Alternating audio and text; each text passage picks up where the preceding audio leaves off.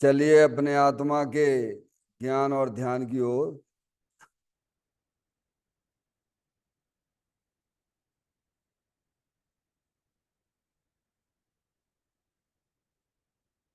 अपने चंचल मन को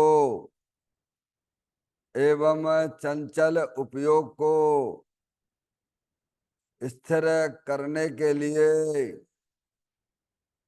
जिनवाणी माता के माध्यम से अपनी वर्तमान ज्ञान की पर्याय में सम्यक भेद ज्ञान उत्पन्न करते हुए शरीर शरीर से संबंधित जितने भी चेतन अचेतन पदार्थ हैं उनका मुझ भगवान आत्मा के साथ में किसी भी प्रकार का कोई संबंध नहीं है।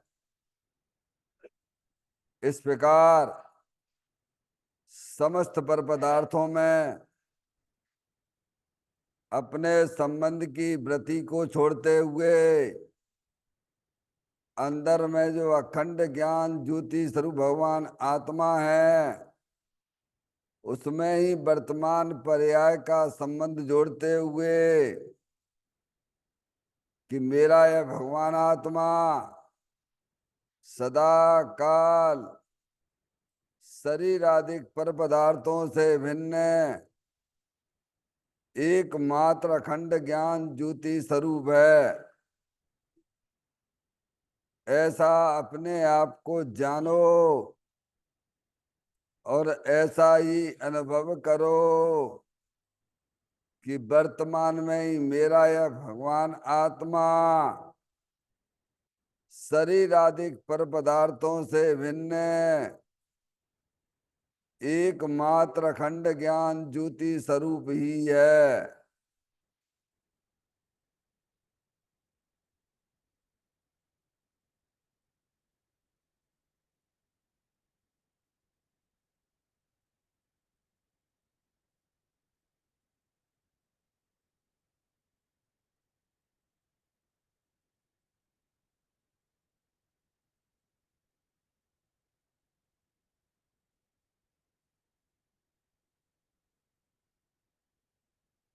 इसी प्रकार से संसार अवस्था में आत्मा की पर्याय में जो विविध प्रकार के पुण्य पाप के परिणाम दिखाई देते हैं वे समस्त परिणाम पर द्रव्यों के लक्ष्य से होने वाले भाव हैं। वे हमारे आत्मा का स्वभाव नहीं है। ऐसे समस्त रागादिक परिणामों में एकत्व बुद्धि, ममत बुद्धि, कर्तृत्व बुद्धि, भोक्तृत्व बुद्धि तथा उन रागादिक परिणामों की ज्ञाता बुद्धि को भी छोड़ते हुए अंदर में जो अखंड ज्ञान ज्योति स्वरूप भगवान आत्मा है जो कि सदा काल शरीर रागादिक से भिन्न है, पूर्ण निराकुलता स्वरूप वाला है, सुख शांति के भंडार स्वरूप है। ऐसे ज्ञायक प्रभु परमात्मा में शरीर रागादिक का भी लक्ष्य छोड़ के मैं तो तीनों काल पूर्ण निराकुलता स्वरूप भगवान आत्मा हूं। ऐसा अपने आप को जानो और ऐसा ही अनुभव करो कि वर्तमान में ही मेरा यह भगवान आत्मा शरीर रागादिक से भिन्न पूर्ण वीतराग आनंद मूर्ति स्वरूप है।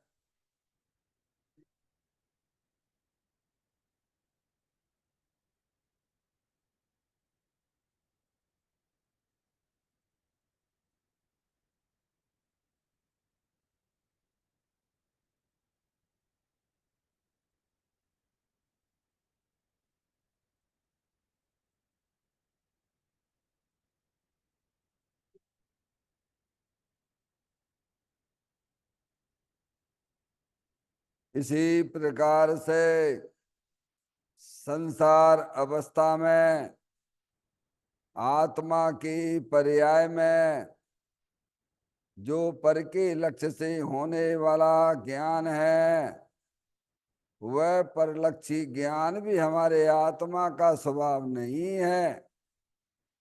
वह तो इंद्रिय जनित ज्ञान है। इस प्रकार शरीर रागादिक और परलक्षी ज्ञान की पर्यायों से भी भिन्न एकमात्र अखंड ज्ञान ज्योति स्वरूप भगवान आत्मा हूं, ऐसा अपने आप को जानो और ऐसा ही अनुभव करो कि वर्तमान में ही मेरा यह भगवान आत्मा शरीर रागादिक से भिन्न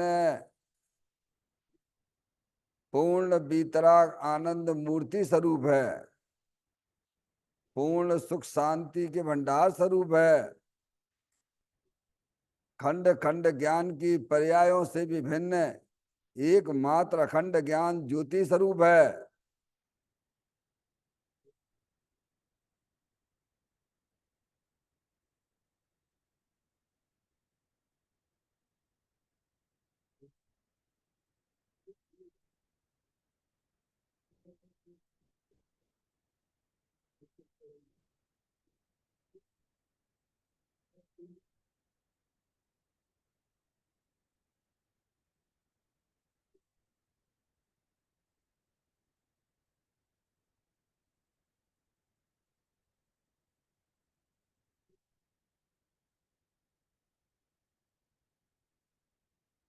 द्रव कर्म भाव कर्म नौ कर्म रहित शुद्धात्म स्वरूपो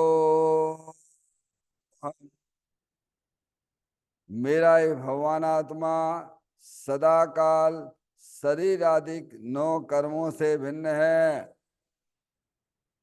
मेरा ये भगवान आत्मा सदा काल ज्ञान वर्ण आदि 8 कर्मों से भी भिन्न है। मेरा ये भगवान आत्मा सदा काल मोर आदि भाव कर्मों से भी भिन्न है। इस प्रकार द्रव कर्म भाव कर्म नौ कर्म तीनों कर्मों से रहित एकमात्र परम पवित्र शुद्धात्म स्वरूप है।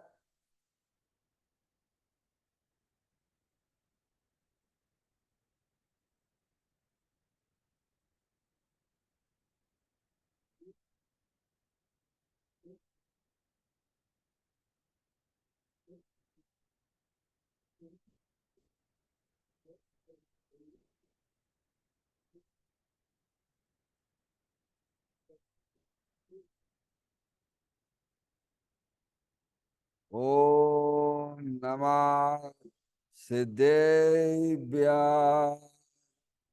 ओम नमः सिद्धेभ्य। ओम नमः सिद्धेभ्य। चिंतामणि सम स्वयं का चैतन्य तत्व महान है। निज का करूं मैं चिंतवन, निज का करूं श्रद्धान में।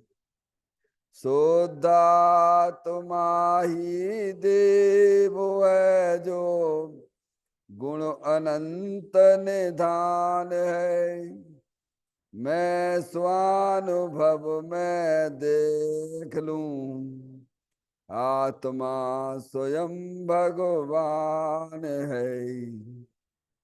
मैं स्वानुभव में देख लूं आत्मा स्वयं भगवान है।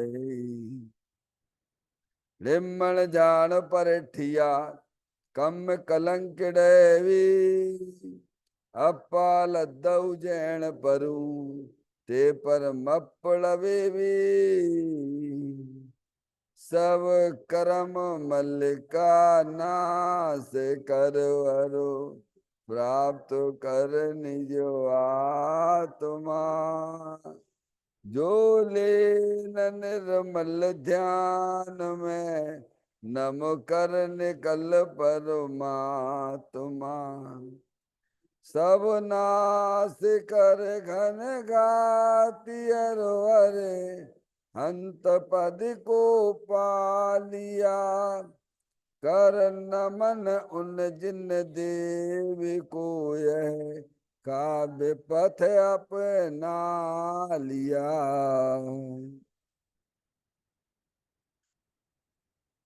श्री योगसार जी नामक परम आध्यात्मिक ग्रंथ स्वाध्याय हेतु में विराजमान है। आज से 1400 वर्ष पहले इस महान पवित्र ग्रंथ की रचना की और उन्होंने इस ग्रंथ का नाम योगसार जी रखा। योगसार जी का सीधा सा अर्थ है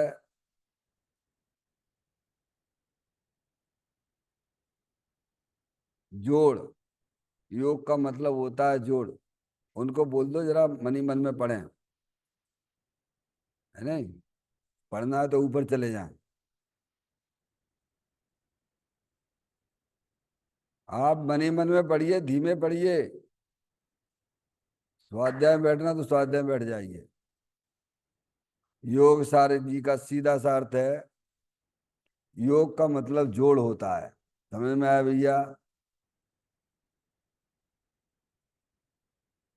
किसका किसके साथ में जोड़ करना? तो अरिहंत परमात्मा कहते हैं कि अपनी वर्तमान सुत ज्ञान की पर्याय का अंदर में जो अपना त्रिकालिक ध्रुव भगवान आत्मा, जो सदाकाल द्रव कर्म भाव कर्म नौ कर्म से रहित अखंड ज्ञान ज्योति स्वरूप है, ऐसे ही ज्ञायक प्रभु परमात्मा के साथ में अपनी वर्तमान सुत ज्ञान की पर्याय का संबंध जोड़ने का नाम योग है, जिसे शास्त्रीय भाषा में सम्यक दर्शन सम्यक ज्ञान भी कहते हैं। और चैतन्य भगवान आत्मा में ही अपनी वर्तमान पर्याय को मग्न कराना, लीन करना, स्थिर करना, उसे सार कहते हैं, यानी सम्यक चारित्र कहते हैं। तो योग सार क्या हो गया? सम्यक दर्शन, सम्यक ज्ञान, सम्यक चारित्र वाली निर्मल पर्याय, पवित्र पर्याय, जो अपने आत्मा के आश्रय से प्रकट होती है, इसे योग सार कहते हैं। देखिएगा, योग सार ग्रंथ के माध्यम से हम और आप यहाँ पर 53 नंबर की गाथा का यहाँ स्वाध्याय चल रहा है, जिसमें हमें दिगंबर संत यही समझाना चाहते हैं, आत्मज्ञान बिना शास्त्र पाठ निष्फल है। समझे? आत्मज्ञान का अर्थ कल क्या आपने समझा था? अपने आत्मा का ज्ञान, अपने आत्मा का श्रद्धान और अपने आत्मा की लीनता, वही वास्तव में आत्मज्ञान कहलाता है। यह आत्मज्ञान का मतलब क्या लेना? अपने आत्मा का ज्ञान, समझ? अपने आत्मा की प्रतीति और अपने आत्मा में पर्याय की लीनता, उसका नाम कहलाता आत्मज्ञान। तीनों आते हैं, समझ में आए? तो कहते आत्मज्ञान के बिना शास्त्र पाठ निष्फल है। आपने शास्त्र पढ़े, है ना, लेकिन आपको अपने आत्मा की दृष्टि नहीं है, अपने आत्मा की आपको प्रतीति नहीं है, अपने आत्मा का आप लाभ नहीं ले रहे हो, तो तुम्हारा जितना भी ग्रंथ आपने पढ़े नहीं, चाहे द्रव्यान योग हो, चाहे करणान योग हो, चाहे चरणान योग हो, चारण योग है ना, वर्तमान योग, सब तुम्हारे निष्फल में बेकार हैं। क्यों? समस्त शास्त्रों का सार क्या था? द्वादशांग का सार क्या था? बोलो, द्वादशांग का सार क्या है? अपने आत्मा का ज्ञान करना, समझ गया? अपने आत्मा का आनंद लेना, समझ गया? ये सार था। अब सार को ग्रहण किया नहीं, सार को ग्रहण किया नहीं, तो तुम्हारा जितना भी किया कराया है वो सब तुम्हारा बेकार है। जैसे दृष्टांत से समझते हैं, एक विद्यार्थी है, ठीक है, विद्यार्थी है, खूब पढ़ता है, खूब पढ़ता है, खूब पढ़ता है, दिन भर रात भर पढ़ता है, ठीक है कि नहीं, और वह उत्तीर्ण नहीं होता है, तो बोलो उसे क्या कहोगे आप?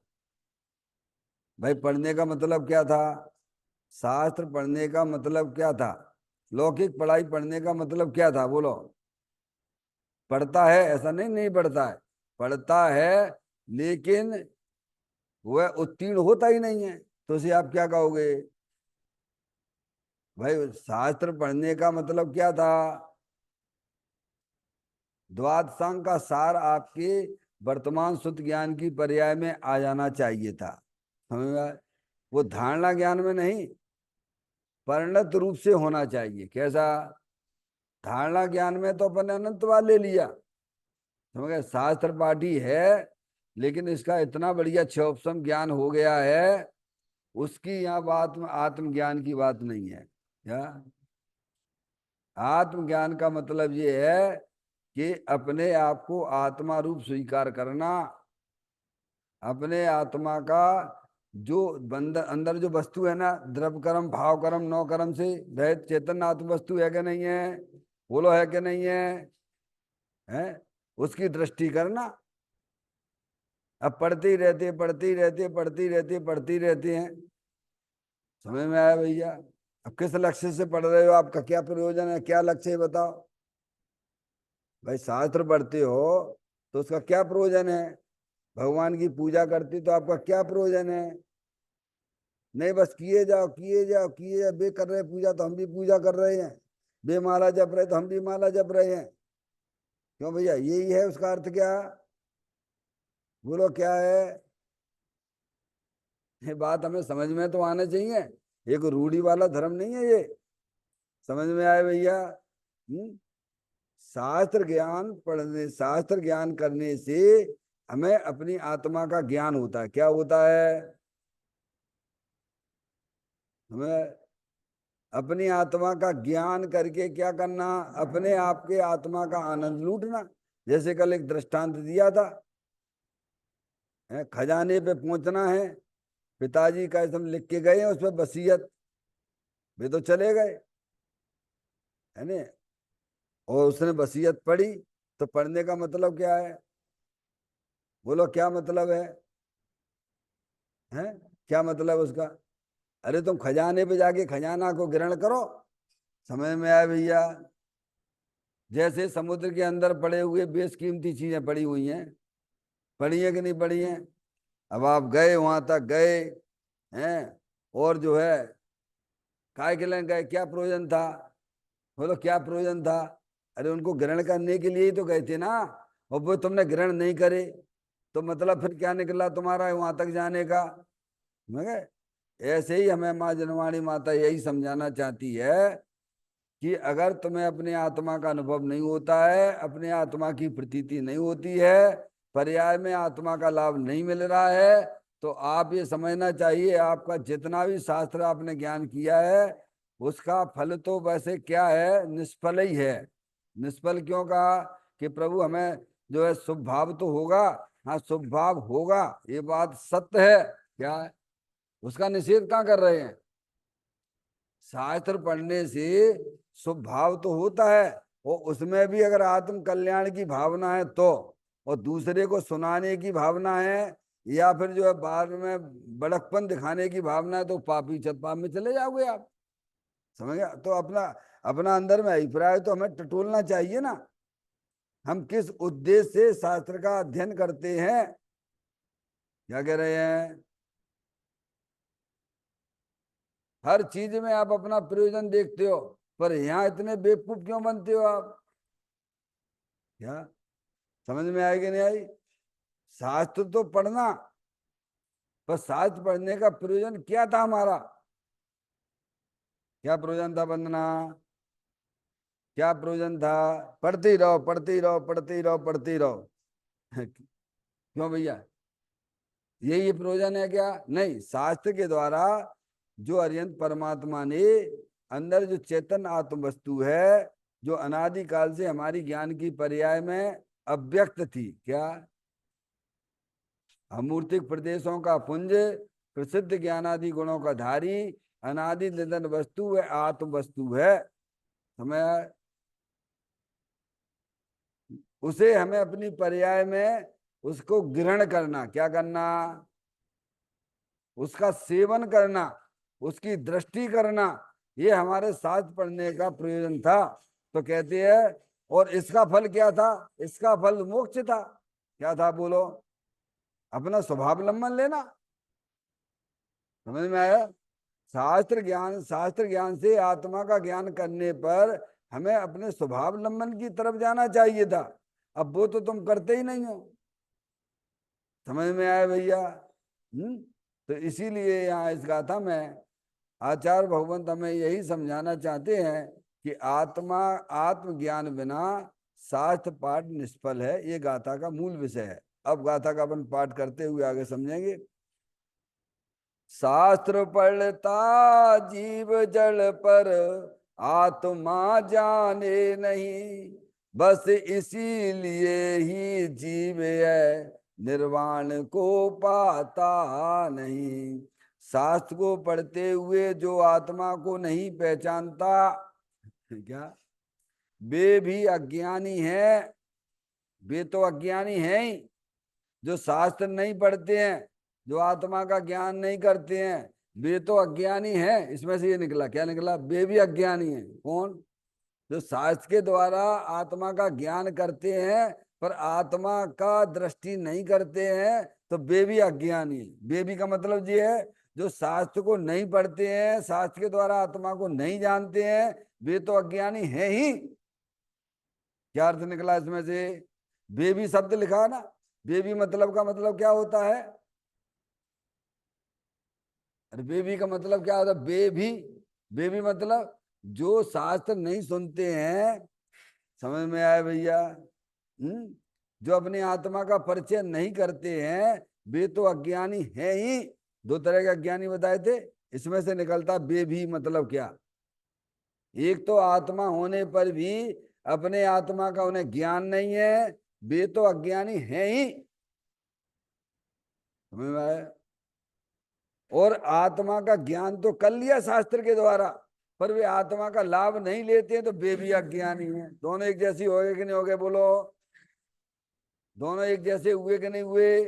क्या अंतर है इसमें? उसमें कोई अंतर नहीं है, कोई अंतर नहीं है। समझ में आएगी भैया?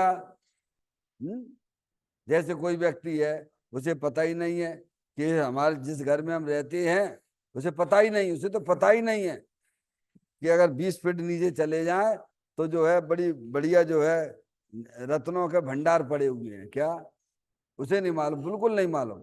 ठीक है, तो भाई तो पता ही नहीं बेचारे को कि जहां हम रहते हैं 20 फीट नीचे तो रत्नों के भंडार पड़े हुए हैं, खजाना पड़ा हुआ है। एक बात। दूसरी बात, उस व्यक्ति जो वहां रहता है, उसे किसी ने बता दिया कि भाई साहब 20 फीट नीचे अंदर चले जाओ, खजाने खजाना पड़ा हुआ है। खजाने खजाना पड़ा हुआ है, लेकिन वो विश्वास ही नहीं करता है। तो बोलो जानकारी मिलने पर भी क्या लाभ मिला उसे? जानकारी होने पर भी क्या लाभ कर रहा है? उसका उपयोग तो जान जा ही नहीं रहा ना, विश्वास ही नहीं कर रहा ना, तो वो भी अज्ञानी है। ऐसे ही यहाँ कहते हैं कि अज्ञानी दो तरह के, जिन्हें अपनी आत्मा का ज्ञान नहीं, वे तो अज्ञानी हैं ही। क्योंकि है तो वे आत्मा। वो माने बैठे कि मैं लड़का हूं लड़की हूं। क्या माने बैठे? अरे दो चीजें हैं कि नहीं है? ये शरीर है, जड़ है, और शरीर को जानने वाली चैतन्य रूपी आत्म वस्तु है कि नहीं? है? अरे है कि नहीं बोलो? इसे तो आप कैसे झुटला सकते हो? हैं? समझ रहे हैं? तो वे तो अज्ञानी हैं। आत्मा होने पर भी आत्मा का उन्हें ज्ञान नहीं, वे अज्ञानी। और आत्मा का ज्ञान शास्त्र के द्वारा उन्होंने कर लिया। दिगंबर ग्रंथों के अंदर अपनी आत्मा की बात आई, जहां हम और आप अभी यहाँ पे हमारा आत्मा है दीप सात गुरु की शरण में। समझ में आया भैया? यहीं पर एक अपने सच्चे आत्मा का ज्ञान होता है। समझ गया? दुनिया भर में अध्यात्म की बातें करते होंगे, पर वहां कोई अध्यात्म अध्यात्म नहीं है। समझ गया? सच्चा आत्मा का ज्ञान तो यहाँ दिगंबर ग्रंथों के अंदर है। तो उन शास्त्रों को पढ़ता है वो अज्ञानी, आत्मा का ज्ञान भी हो गया, लेकिन वो आत्मा का सेवन नहीं करता है। क्या है? ज्ञान तो कर लिया, तो काय के लिए ज्ञान किया था? बोलो काय के लिए किया था? अरे ऐसे अपने आत्मा का आनंद लेने के लिए किया था। और काय के लिए किया था? 24 घंटा घूमते रहते हो, काय के लिए घूमते रहते हो? अनादिकाल से घूम रहे हो। स्पर्श इंद्री के विषय मिल जाए तो सुखी हो जाएं, रसना इंद्री के विषय मिल जाए तो सुखी हो जाएं, बढ़िया बढ़िया भोजन मिल जाए, आज की आनंद की जय। बोलो, बोलते हो कि नहीं बोलते हो? तो आनंद तुम्हें मिलोबा में आनंद नाम की गुण है, शक्ति है क्या? पंच इंद्री के विषयों में क्या आनंद सुख नाम की कोई शक्ति है क्या? बोलो।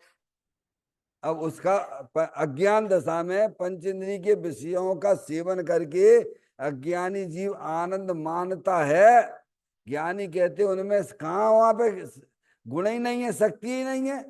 आनंद नाम का गुण तो अपनी आत्मा में है। काय में है? चेतन भगवान आत्मा है ना। जैसे ज्ञान नाम का गुण है, ऐसे आनंद नाम का गुण भी है, सुख नाम का गुण भी है, वीर नाम का भी है, प्रभुता भी है, विभुता भी है। ऐसी अनंत शक्तियां हमारे तुम्हारे आत्मा में भरी पड़ी हुई हैं। तो जहां भरी पड़ी हैं वहां पे जाओगे तो मिलेंगी कि वैसे ही मिल जाएंगी? बोलो भैया। तुम्हारी चीज खो गई है यहाँ पे और ढूंढ रहे हो वहां पे, तो मिल जाएगी क्या? बोलो, मिल जाएगी क्या?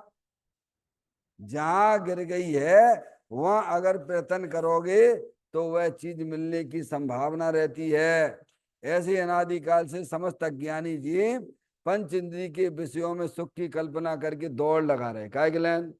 अपन ने पढ़ाई लिखाई करी, क्या करा, दुकान भी करी, सब कुछ किया, समझ गए नहीं आप? काय के लिए? बेटे काय के लिए पढ़ाई लिखाई करी? बोलो, क्या क्या उद्देश्य था पढ़ाई का? कछु तो बोलना पड़े कि हम पैसा कमाएंगे। फिर क्या करोगे? खूब इंद्री पंच इंद्री के विषयों का भोग करेंगे, इधर जाएंगे उधर जाएंगे, विदेश जाएंगे, क्या करेंगे? अच्छा, फिर माँ काय के लिए जा रहे हो? क्या काय के लिए जा रहे हो? घूमेंगे फिरेंगे, शेर पटी करेंगे। क्यों भैया? मतलब सुखी होने के लिए ही तो कर रहे हो ना। तो आचार्य भगवंत कहते जे त्रिवन में जीव अनंत सुख चाहे दुखते भयवन। कैसे? एक इंद्री से लेके संगी पंच इंद्री तक जीव सभी पर्याय में दुखी हो रहे हैं, अज्ञानता से दुखी हो रहे हैं। समझ में आया भैया? वे सुख चाहते हैं पर सुख का संबंध तो अपनी आत्मा से है। कैसे है? तो आप अपनी आत्मा की पहचान करोगे, अपने आत्मा की दृष्टि करोगे, तो अभी तुम्हारी आत्मा अभी यहीं बैठे बैठे बैठे बैठे समझ, बैठे बैठे सिद्ध भगवान जैसा सुख मिलने लग जाएगा। भगवान नहीं आई समझ में? बहन जी समझ में आ रही है? यहीं बैठे बैठे, यहीं बैठे बैठे, यहीं पर समझ गए आप? लेकिन वो चीज होना चाहिए ना हमारे पास में, आत्मज्ञान होना चाहिए ना। अपने आत्मा का आनंद लेने के लिए आत्मा के ज्ञान की जरूरत पड़ेगी कि नहीं पड़ेगी? है। इसीलिए तो सम्यक ज्ञान को कला शब्द से उपयोग किया गया है ना। पर द्रव्यन से भिन्न आप में रुचि सम्यक तो भला है, आप रूप को जान पनो सो सम्यक ज्ञान कला है, और आप रूप में लीन रहे थिर सम्यक चारित्र सोई। बोलो, कितनी जरूरत है हमें बताइए अपने आत्मा के ज्ञान के लिए? और इससे तो हम दूरियां बना रहे हैं। कैसे? बाकी सब करते रहेंगे, आएंगे भगवान की पूजा भी करेंगे, भगवान की भक्ति भी करेंगे, और पाठ भी बोलेंगे, और माला भी जपेंगे, और शास्त्र भी पढ़ेंगे। क्या? पहले तो शास्त्र नहीं पढ़ रहे, सबसे बड़ी गलती है। क्या कहा? बाकी धार्मिक क्रियाओं में तुम अपना उपयोग लगाते हो, शास्त्र से अपनी आत्मा का ज्ञान नहीं करते हो, ये सबसे बड़ी मूर्खता ही है। और शास्त्र ज्ञान से अपनी आत्मा का ज्ञान भी किया तो काय के लिए किया ये बताइए? अपने आत्मा का आनंद लूटने के लिए किया था, क्योंकि अनादि काल से हमारी पर्याय में दुख रूपी पर्याय चली आ रही है, और उस दुख रूपी पर्याय को मेटने के लिए हम पंचेंद्रिय के विषयों का अवलंबन लिया करते हैं। ज्ञानी कहते वहां है कहाँ? मिला हो आज तक किसी को? मिला हो तो खड़े होके बता दो भगवान। है कहाँ वहां पे? जहां है वहां जाइए। जाने वाली पर्याय है, कौन जाएगा? अरे कौन जाएगा भैया? आत्मा द्रव्य वाला है, आत्मा में अनंत शक्तियां हैं, और आत्मा की पर्याय है। इसके बिना तो कोई द्रव्य होता ही नहीं जगत में। कोई जगत बता दो ऐसा जगत में कोई द्रव्य हो? भगवान ने जाति अपेक्षा 6 द्रव्य कहे हैं। जीव द्रव्य है, पुद्गल द्रव्य है, धर्म द्रव्य है, अधर्म द्रव्य है, आकाश द्रव्य है, काल द्रव्य है। सब कैसे हैं, अपनी अनंत शक्तियां रखे हुए हैं और उनके परिणमन भी पर्याय भी है। अब अनादिकाल से हमारी पर्याय अज्ञानता में पर के अवलंबन में जा रही, कहाँ जा रही है? तो पर के अवलंबन में तो भाई साहब दुखी मिलता है ना। चाहे वो शास्त्र का ज्ञान की तरफ ही वही अभी बात आने वाली है ना। भगवान तो मना करते हैं ना, हमारी तरफ मत देखो, हमारी तरफ देखोगे तो तुम्हारी दुर्गति हो जाएगी।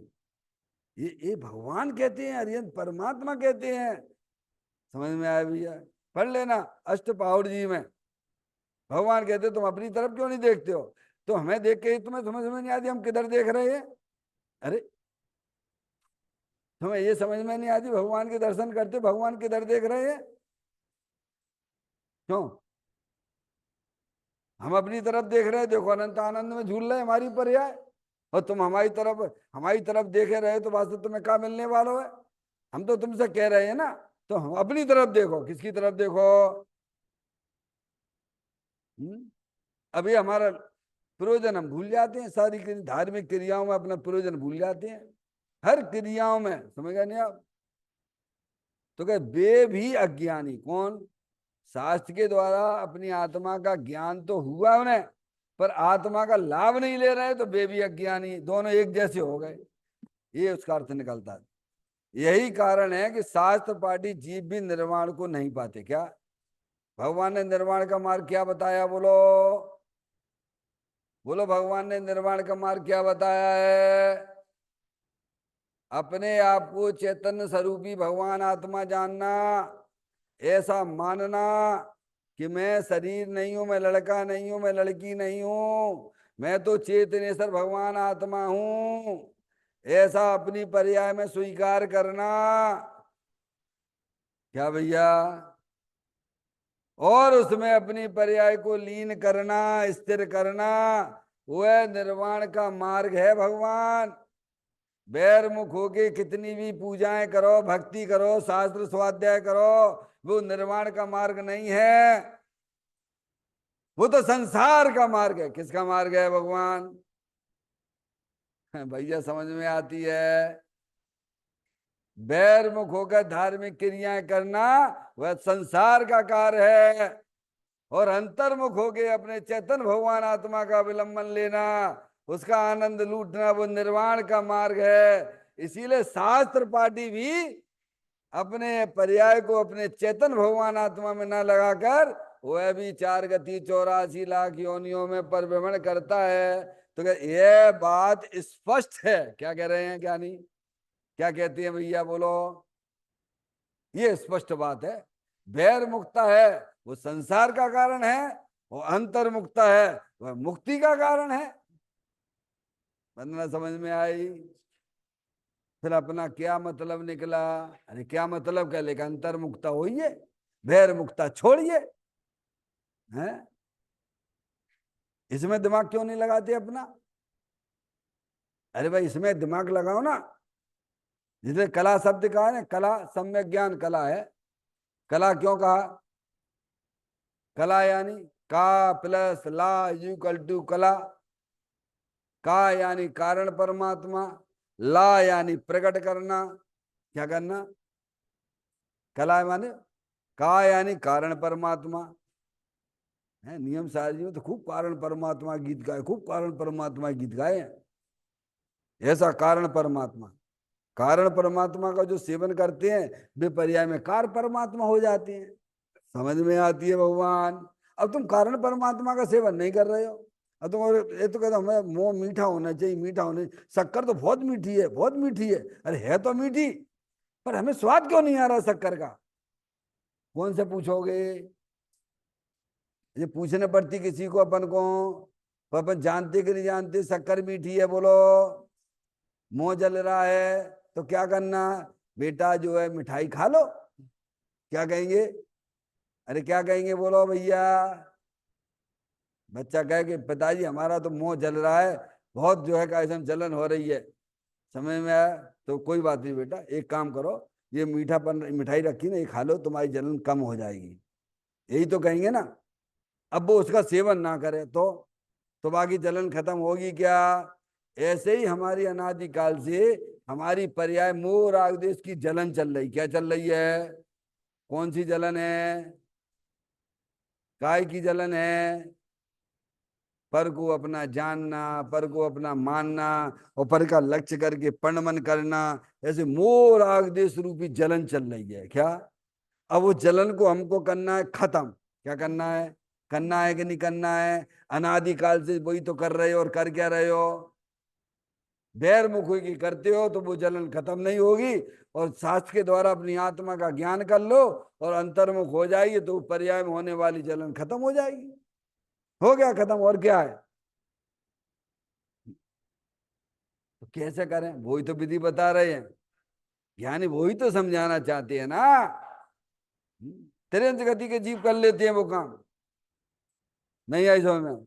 बोलो है, समय दृष्टि है कि नहीं है? त्रियंच गति में देश वृत्ति तक है कि नहीं है? एक दो है कि असंख्यात हैं? बोलो बेटे। असंख्यात देश वृत्ति है। समझ में? नरक में रहने वाले नारकी जी भी समय दृष्टि वहां भी होते हैं।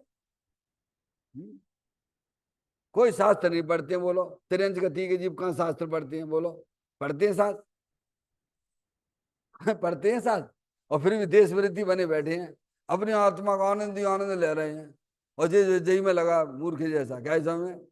इसीलिए शास्त्र पाठी भी मूल है जो निज तत्व जान। समझ भाई? यह बात स्पष्ट है। इसकी चर्चा आगे और देखते हैं। शास्त्र पठन पर सन्मुखता का ज्ञान है, राग है, विकल्प है, जड़ है। शास्त्रों में भी भगवान ने ऐसा ही कहा है कि चौथे गुण स्थान में स्वरूपाचरण चारित्र है, अतीन्द्रिय आनंद है, शास्त्र वाचन व धर्म नहीं।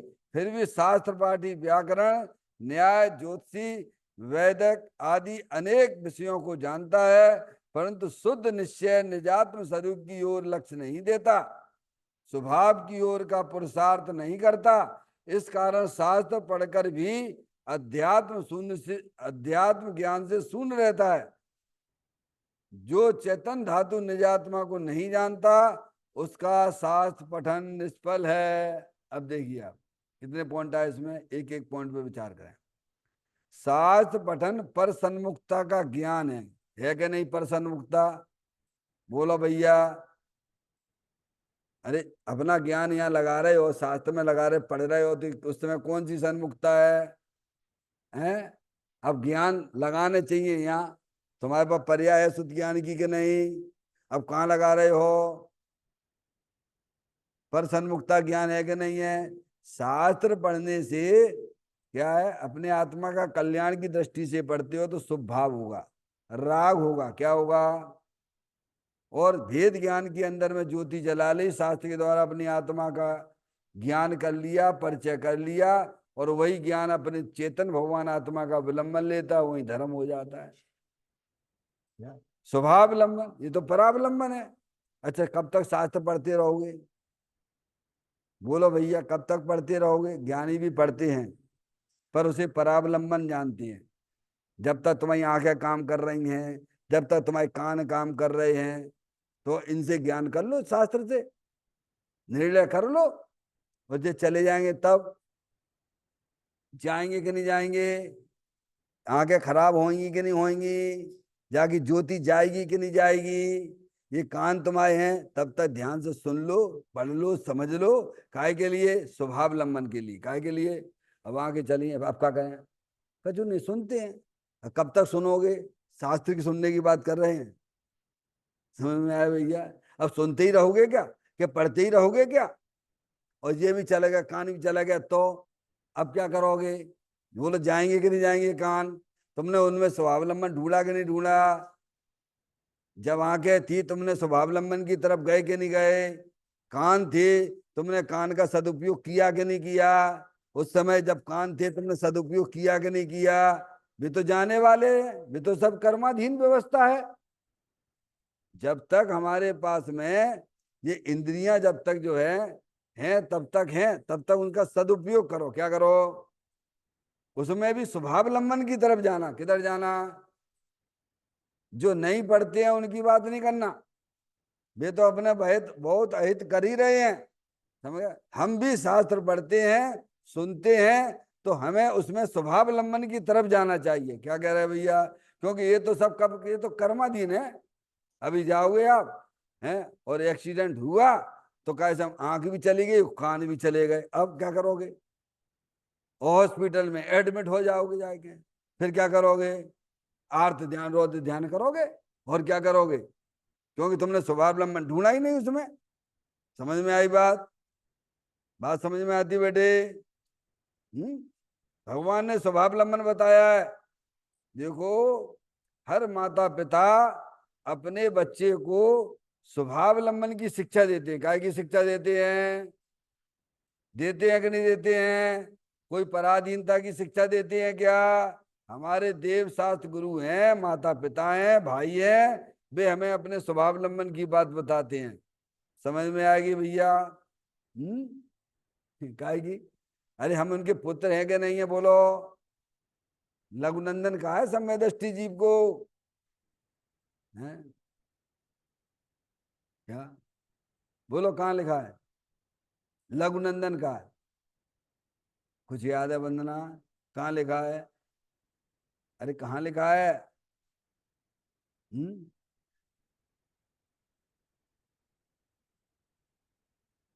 बोलो बहन जी।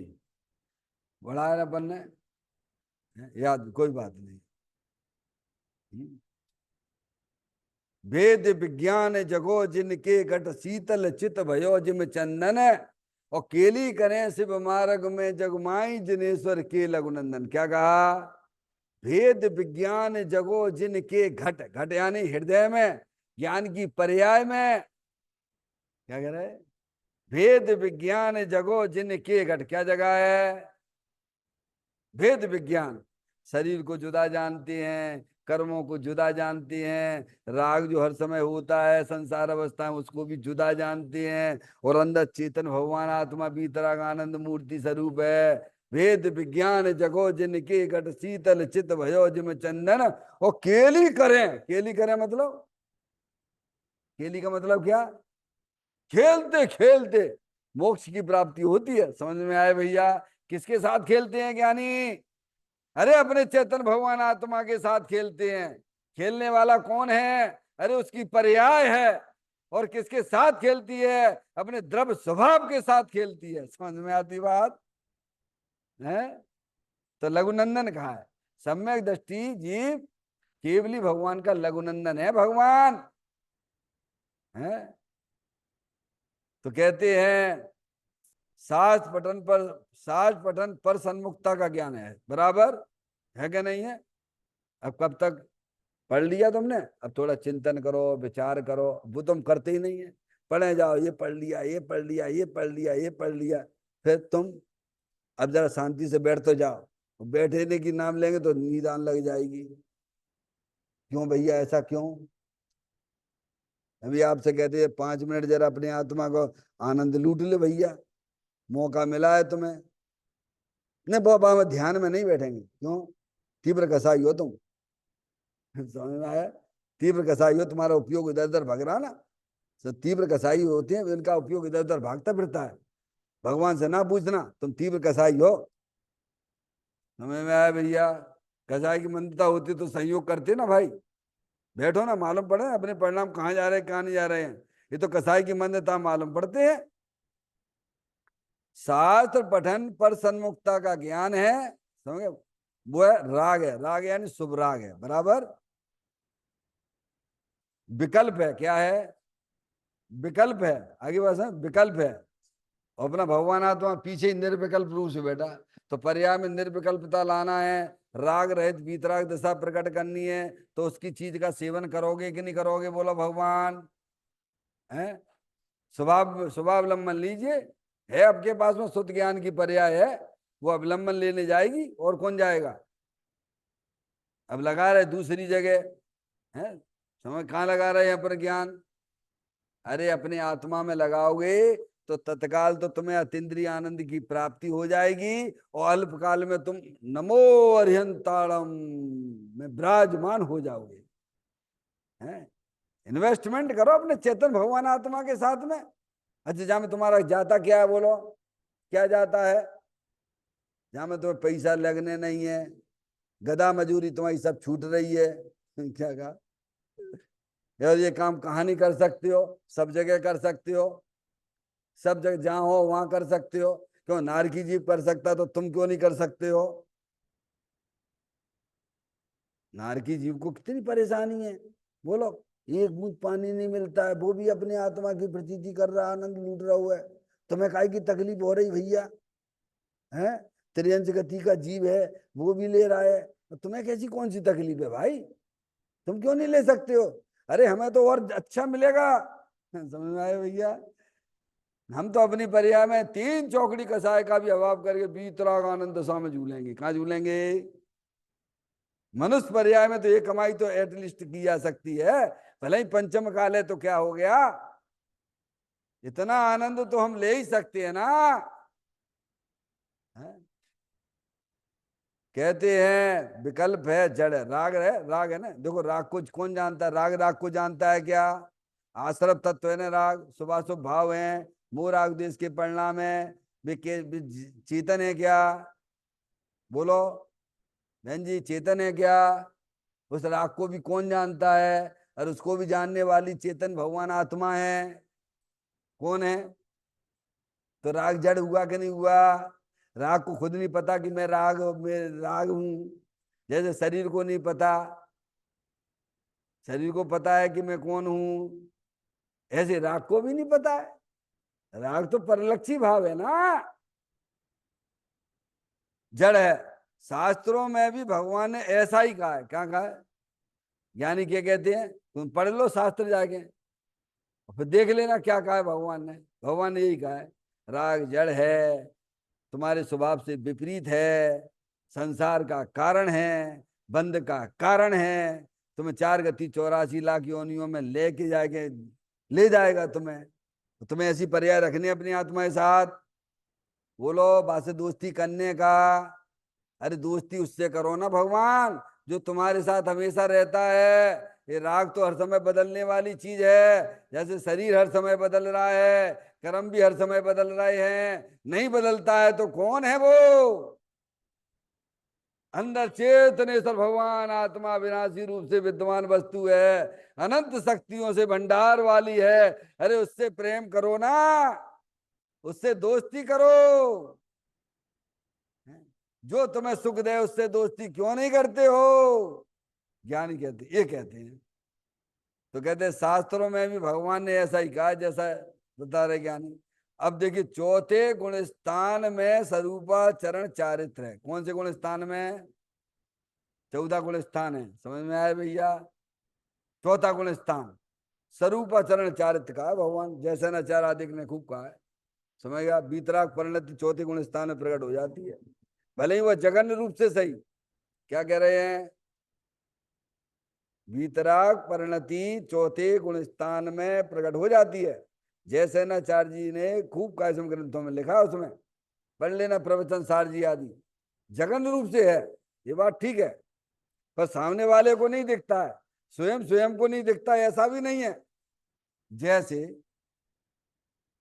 कोई गर्भवती महिला है, 1 महीने का उसे गर्भ है? अब सामने वाले को तो नहीं समझ में आता ही गर्भवती है, लेकिन स्वयं स्वयं जानती है कि नहीं जानती है? बोलो बोलो, जानती है कि नहीं जानती है? और स्वयं जानती है कि मैं गर्भवती हूं, सामने वाले को तो नहीं दिखता है। ऐसे ही जो है चौथे गुण स्थान में सम्यक दृष्टि जीव को उतनी पर्याय में वीतराग दशा प्रकट हुई है, उतनी उसकी पर्याय में स्थिरता हुई है। इसीलिए यह स्वरूपाचरण चारित चौथे गुण स्थान में होता है। कौन से गुण स्थान में? देखो भैया, ये मिथ्यात है, सबसे बड़ा पाप। ये अनंतानुबंधी कसाय है, ये अप्रत्याख्यान संबंधी कसाय है, ये प्रत्याख्यान संबंधी कसाय है, ये संजुलन कसाय है। बराबर? मोहिनी के 2 भेद, एक दर्शन मोहिनी और एक चारित्र मोहिनी। क्या हो गया? दर्शन मोहिनी यानी मिथ्यात, चारित्र मोहिनी यानी अनंतानुबंधी कसाय, अप्रत्याख्यान संबंधी कसाय, संजुलन कसाय है?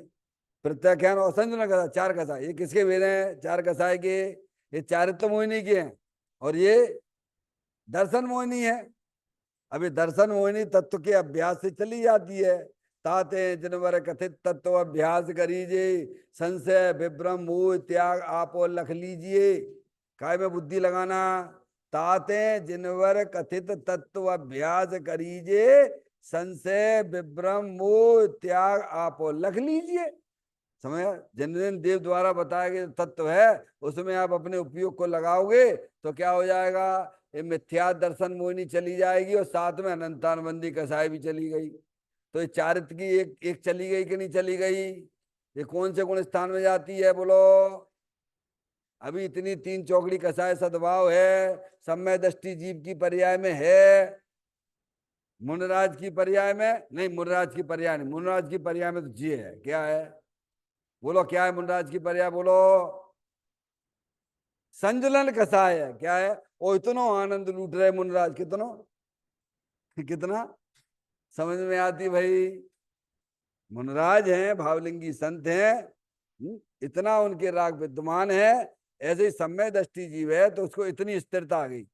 स्थिरता आती चारित्र की। चारित्र किसे? तो इतना चारित्र उसको भी है, स्वरूपाचरण चारित्र का ना। तो दर्शन मोहिनी विपरीत मानता चली गई और चारित्र मोहिनी की अनंतानबंदी कसाय चली गई। तो इतना उसको चारित्र प्रकट हो गया, लेकिन अज्ञानियों को नहीं दिखता है। अज्ञानी का अरे अज्ञानी को तुझे दिखता है, बाहर में वेशभूषा दिखती, क्या दिखती है? देखो ये त्यागी हैं, ये व्रती हैं, और अंदर परिणाम कहाँ चल रहे हैं? सब पूरे हरे भरे हो रहे हैं। क्या हो रहे? क्या हो रहे? मिथ्यात खड़ा है ना जे। ये मिथ्यात तो ताते जिनवर कथित तत्व अभ्यास से जाता है। जहां मिथ्यात गया वहां अनंतानबंदी कसाई भी चली जाती है। इतना चारित्र यानी सम्य दृष्टि चौथे गुण स्थान प्रकट होता है। चौथे मतलब प्रकट हो गया, मतलब बीतराग दशा प्रकट हो गई। जो अनंत शक्तियां अपने द्रव्य के अंदर विद्यमान थी ना, उनकी क्या होगी? पर्याय में व्यक्तता हो गई। क्या हो गई? अब वह आत्मा मोक्ष मार्गी हो गया। क्या हो गया? जो तुम्हें काम क्यों नहीं दिखता है? तुम्हें घर के ही काम क्यों दिखते हैं? तुम्हें अपने ऑफिस के ही काम क्यों दिखते हैं? तुम्हें ये काम क्यों नहीं दिखता है जो अरिहंत परमात्मा कहते हैं? तुम अनंत शक्तियों से भरेले भगवान आत्मा हो, उन शक्तियों को तुम प्रकट क्यों नहीं करते हो? ये कौन करेगा? हमारी शक्तियां व्यक्त कौन करेगा बोलो? अरिहंत परमात्मा करेंगे कि सिद्ध परमात्मा करेंगे, साधु करेंगे? तुम्हारे घर का काम कौन करेगा? पड़ोसी करेगा, खुद को करना पड़ेगा। इतनी बात समझ में नहीं आती धर्म के नाम पे? क्या? अरे भाई तुम अनंत शक्तियों के भंडार वाले हो कि नहीं हो? एक इंद्री जीव है, दो इंद्री जीव है, तीन इंद्री जीव है, संगी असंगी सब जीव हैं, अनंत शक्तियों से भरेले हैं। लेकिन वे एक इंद्री से लेके असंगी पंचेंद्री तक तुम्हें शक्तियों को प्रकट ही नहीं कर सकते हैं। और तुम संगी पंचेंद्री जीव हो, तुम प्रकट कर सकते हो, लेकिन तुम वहां पे ध्यान ही नहीं दे रहे। पर रहोगे तो आत्मी रहोगे कि नहीं रहोगे? यहाँ काय के लेना आए हो? मनुष्य पर्याय में काय के लेना आए हो? अरे अपनी शक्तियों को पहचानिए और पहचान के उनको व्यक्त करिए। उनकी व्यक्तता तो स्वरूप के अवलंबन से होती है। कैसे होती है बोलो? ये काम हमें काम क्यों नहीं दिखता है? दुनिया भर के काम लेके बैठे हो सिर पे अपने, कहेंगे वो ज्ञानी कहते हैं जिनके माथे भार वे डूबे मझधार में, और हम तो हो गए पार झोंक भार को भाड़ में। समझ में आए भैया? हमारा तो एक ही काम है, ज्ञानी कहते हैं, अपनी शक्तियों को पर्याय में व्यक्त करना और निरंतर उनकी बढ़ोतरी करते रहना। तो ये इसमें कहा है कि चौथे गुण स्थान में स्वरूपाचरण चारित होता है। स्वरूपाचरण चारित यानी अपने पर्याय अपने स्वरूप में रमण करना। चारित का मतलब क्या है? अब पर्याय कौन रमण? चारित्र है रमण करना। तो पर्याय कहाँ अभी रमण कर रही है? वे अभी तो बाहर में विचरण कर रही है। कहाँ कर रही है? और विचरण कहाँ करना चाहिए था उसे? बोलो किधर करना चाहिए था? विचरण तो जब करेगी जब बा को ज्ञान तुम्हारे पास में होगो, बा का श्रद्धांत तुम्हें होगा, अरे भैया मैं तो आत्मा हूं, तो वो पर्याय अंदर विचरण करने लग जाएगी। समझ में आया भैया? ये सम्य दृष्टि जीव को चौथे गुण स्थान में ही सम्यक दर्शन, सम्यक ज्ञान, सम्यक चारित्र्य जैसी निर्मल पर्याय प्रकट हो जाती हैं। और यही हमारा एकमात्र कर्तव्य होना चाहिए मनुष्य पर्याय में, दूसरा कोई कर्तव्य नहीं है। चैतन्य काय सुमरण प्रति क्षण करो रे, हवि के अनंत दुख को पल में हरो रे, अक्षय अनंत निज सुख निदान पाओ, गाओ अरे नित इसी के गीत गाओ, गाओ अरे नित इसी के गीत गाओ। 9 बार नमोकार मंत्र का स्मरण